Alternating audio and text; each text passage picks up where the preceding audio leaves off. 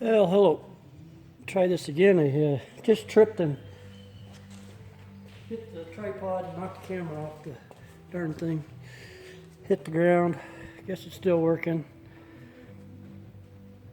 Anyway, update today's progress here. First we cut out a template or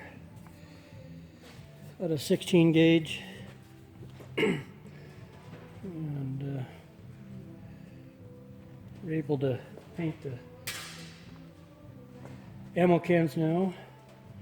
First one I kind of goofed up. That sheet metal is warped just a little bit. And so there's a little bit of gap in the middle. I held the ends on by magnets. Anyway, that's that.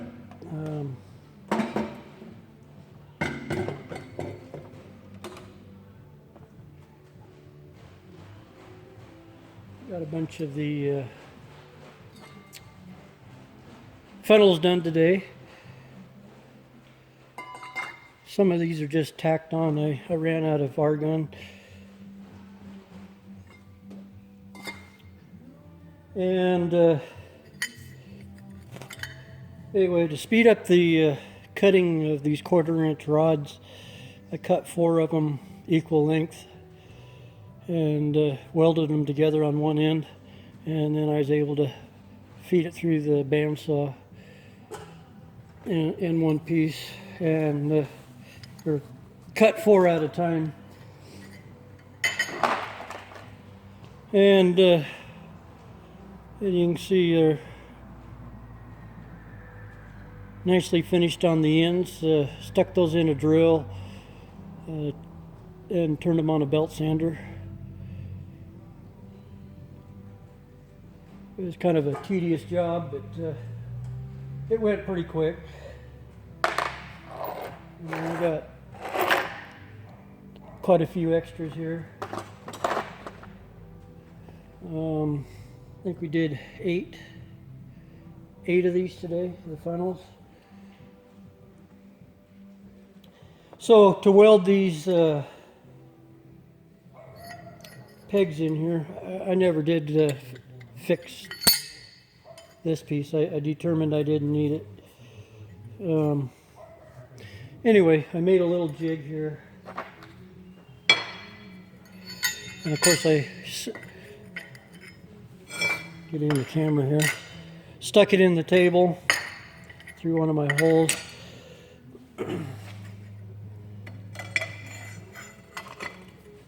And then I was able to set the piece over it, because this is a little bit longer. I was able to stick these in here. They fit really snug. Measured each one to the length, and I still left myself just enough room to get in there and tack weld them. Coated the top with anti-splatter. I haven't checked any of, or that's cooled down enough or not. I know I'm going to have to do a little bit of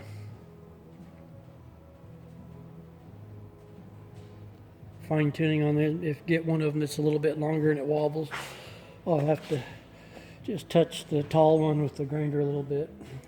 I think they're all close enough to. Anyway, that jig came in really handy. It made that job go really quick. Once I got them tacked, and I was able to lay them down here and then go in and put a little bit heavier weld on them.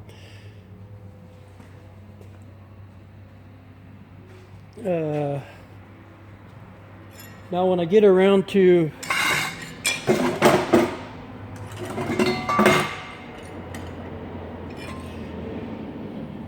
doing the bases, I also made another jig out of 1/8 inch steel, 10 gauge. I'll be able to clamp that on the table, and it's supposed to work.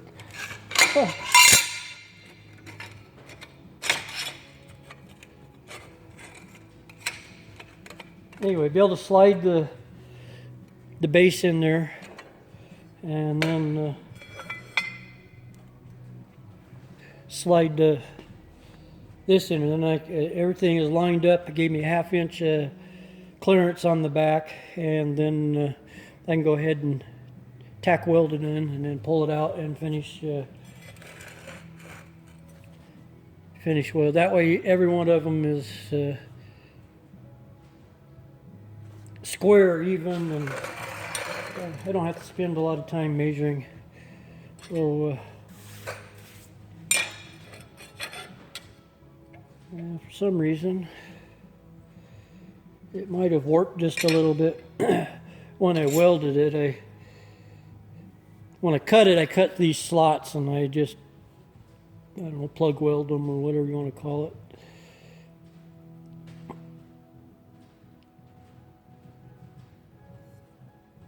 Yeah, it warped a little bit on me. I was afraid of that. I put 2 clamps on, it'll bring it back down. I may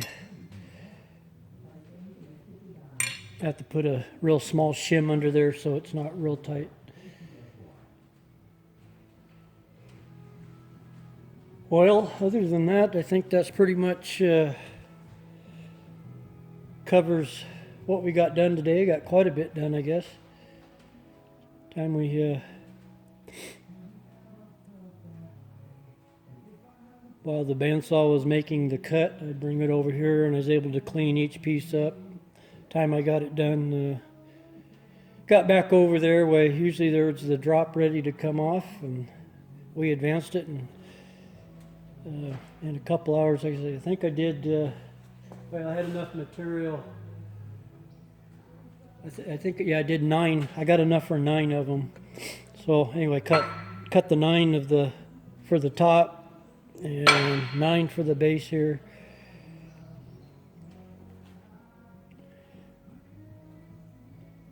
But I'm going to be using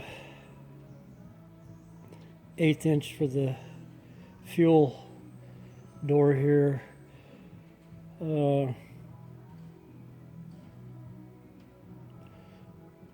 I gotta go get the material, so I'll get some argon and need another sheet of 1/8 inch or 188 ball, or 10 gauge, excuse me, that we made the bases out of. I'm all out of that. Stick a 1/8 inch, unless I can find a cut off. That's all I bought. I found a cut off for this. I didn't measure it. It was 6 or 7 feet long. Actually, I picked up the 3 a piece of 6 inch, and a short piece of 6 inch, and a piece of 4 inch. I wasn't sure how many of these I was going to make. You know, if I got rid of these, I'll just go with the full length stuff and be done with it. But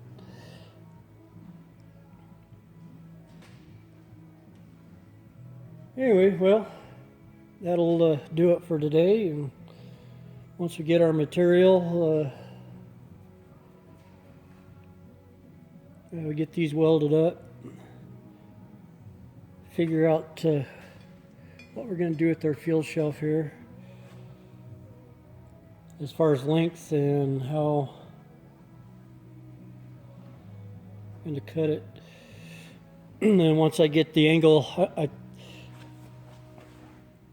know I talked about in the last video where I had cut this one off, but I'm going to cut this at a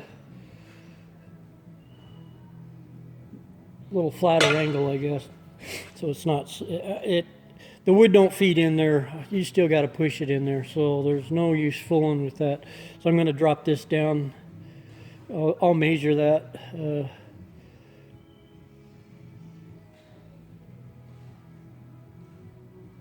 And that will reduce the distance here. It'll bring this a little bit further out, but so I might be able to leave it the same length here. Just drop it down just a little bit. But I got to figure that out. So then once I get my angle figured out, then we can measure here how much we need to cut out. and then I'll have to go through and cut every one of those out. They've been kind of in the back of my mind, and I guess I need to go over there to the table. And anyway, if I built a jig, I could lay this down in the plasma table.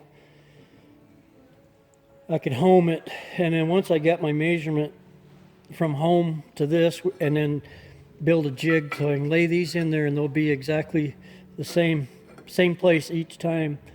I could come in here with the plasma torch or the CNC and cut this out. But I don't know if I want to get that involved where I have to cut it all the way from the bottom. It's pretty easy to do on the vertical bandsaw. And one cut across here, and then you can line up the two sides, tilt it like this, and move it in. Or the other stoves where we have a ash catch down here, you got to cut a square in up here, and it makes it a little bit more difficult. You can't get in here with the saw to cut the two verticals. I can cut the two horizontal cuts on the vertical saw, but anyway, then I would have to reach in here, and I come in here with my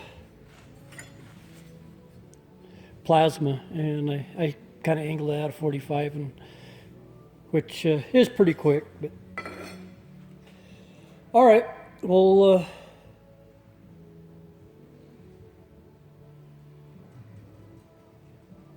See you tomorrow, maybe, or the next day or two. See what we got going on, and keep you updated. Thanks for watching.